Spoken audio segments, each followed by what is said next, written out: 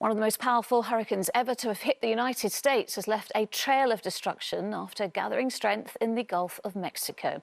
Hurricane Laura has brought heavy rain and strong winds, leaving one person dead.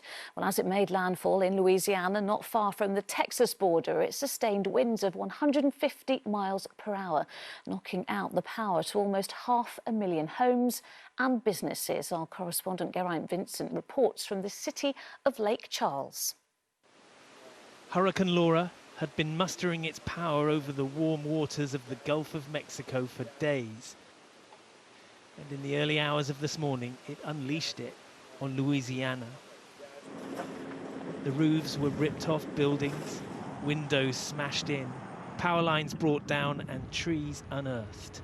In the towns that bore the brunt, people were counting themselves very lucky to have survived the night. Boy, was it scary. The whole house was shaking and the wind was just wrapping around it, and you could hear glass breaking, and we kept shining flashlights. We could barely see what was going on, and when we woke up to a mess.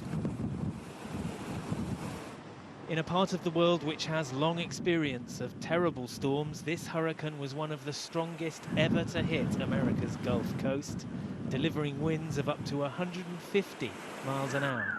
State governors put more than 500,000 people under evacuation orders, telling them that their lives would be in danger if they stayed at home.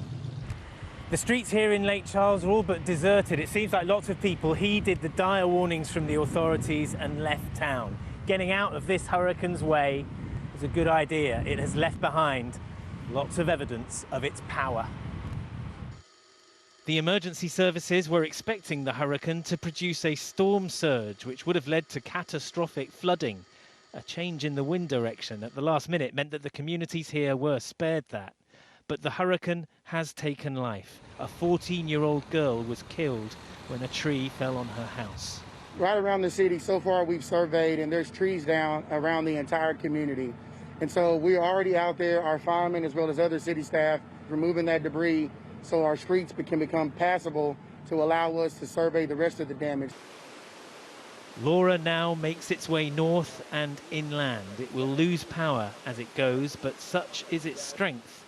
Warnings remain of a risk to life for anyone in its path. Now, Laura was a Category 4 hurricane when it hit the coast here. It's now been downgraded to a Category 1 as it makes its way now up the middle of the United States before it's expected to turn right and head towards the Atlantic coast.